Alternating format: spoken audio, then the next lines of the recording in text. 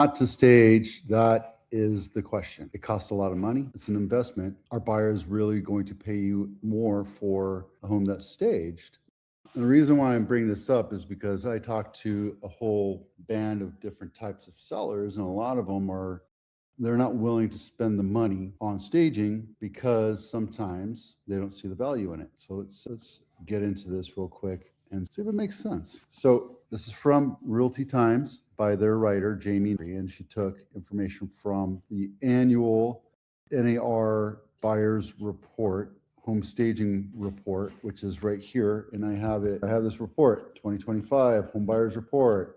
So if you want me to share it with you, let me know and I'll walk you through it, answer any kind of questions. Here's what you got to remember though. Buyers are going to pay more for a house that looks like a model home than they are a house that's lived in. Smells like dogs. I have dogs. The furniture looks like it's 10 or 15 years old, right? If your house looks nice and with all the little decor things and it makes it look like a model home, they are going to pay more for it. But are you willing to pay $25 to $3,000 or $4,000 for staging? My job is to guide you and educate you and give you all the information and let you decide whether or not you want to stage it up. From a buyer's agent perspective, they say that it works a lot better because it makes it easier for the buyer to envision where they would put their furniture. Do you do it vacant? Do you do it with your home, your furniture in your home? That's always a big question too. Sellers don't want to do it. Sometimes I've paid for it. Depends on the house and if it needs it or not, or if it's a total beater. If it needs to have an investor come in, I'm not going to stage it. Sometimes I pay for staging. I do.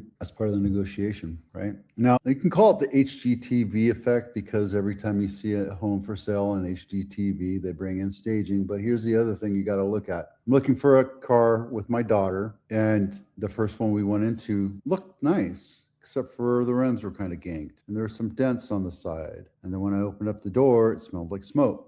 Kind of turned me off. It was otherwise a perfect car, but the look, the feel, the smell, the touch made me feel like maybe this isn't the right car. Like when I drove it, I can kind of feel that it was not aligned right, felt a little wonky. Upon further inspection, I saw that it had been in an accident, even though the Carfax said it hadn't been in an accident, meaning they fixed whatever dents or accident they were in and didn't report it to Carfax. You got to be careful about what you're buying. Same thing with houses. Some sellers are very, very elusive about the truth. And when you see a house or seller that's not willing to put the money into air conditioning or updating the kitchen or inspections or selling or staging, and yet they're expecting to get a premium price, they're going to be duly upset. The real effect of staging is that it makes the house look pretty. And yes, your house might sell faster. And yes, you might get more money for it, but it does give the buyer a sense that you're ready to move. If you come into a house and there's still 50 things on every surface and it's not clean and it's only halfway packed up, you're not ready to sell that house. And it gives a big, huge, loud explosion of a message to the buyer saying, this one's going to be a pain to sell or buy. And then they're going to start looking for other imperfections in your house. When you find a house that's staged, the eye naturally goes to the pretty things and not at the broken, cracked windows or the old dishwasher or what have you, the imperfect parts of the house, because no house is perfect, right? So staging really does a lot. And here's the thing. This is the Reddit real estate question of the week. Is physical staging still materially influence buyers? Well, I can tell you that most people hate the AI staging, mostly because it doesn't really work that well. Now, when you're on a Matterport, it's just nice to be able to influence and throw a bed or a couch or whatever. Here's the thing. If you do an AI staging and you have a house that's completely decorated and then you walk in and it's completely vacant, your eyes are completely focused on where that bed was and what it's not selling the house. The unfortunate truth is that most people are terrible at imagining their stuff in your space. Staging is basically turning your space into a model home, right? The staging definitely helps create more appeal and connection at the end of the day, right?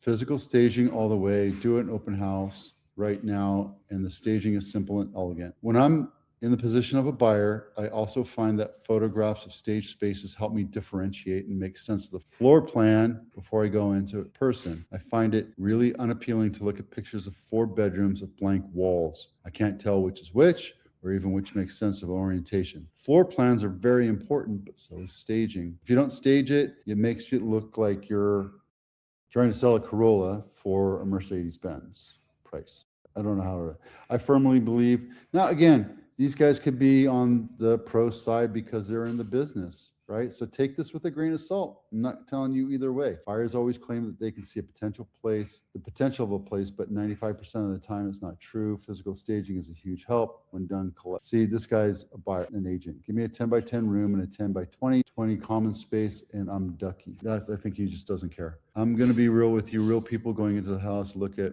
it are very, very easily influenced by that stuff that is objectively trivial. Exactly. It's marketing. That's what marketing is. I had friends where a tiebreaker between two houses they liked was the cabinet hardware. We just talked about fixtures yesterday. Now, it was a tiebreaker between two houses in a time when there were probably 20 on the market, and our local market staging is rare, right? My sister says she barely does staging at her price point in Henderson. I get it. I understand. And since 2000, I purchased 3 homes.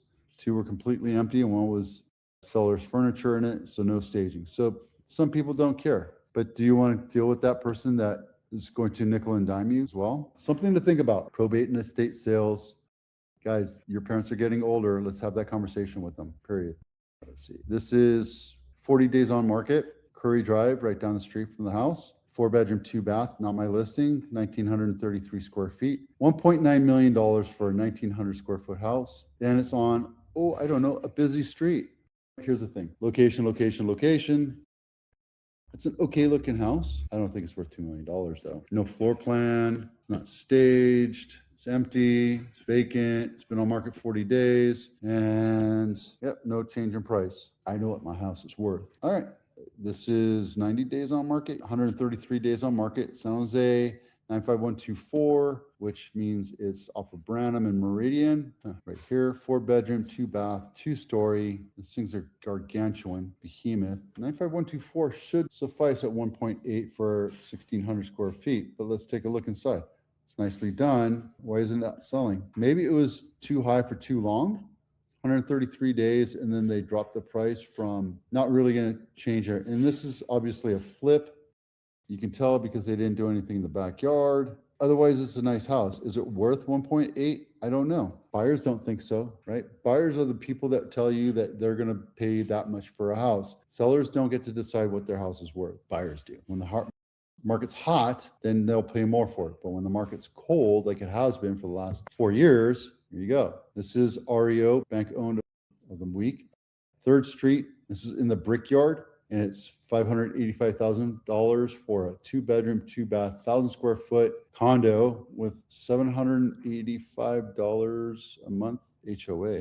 $782 at the Brickyard. It's the Brickyard. It's the Brickyard. Mountain View Home of the Week. This is Lavender Drive, not my listing, $2.2 million, 3-bedroom, 2-bath, built in 2008. And I think this has an HOA too. Yep, $318 a month, walking distance to Castro Street, which is nice. I think it's a great value, but you're in an HOA. This is brand new.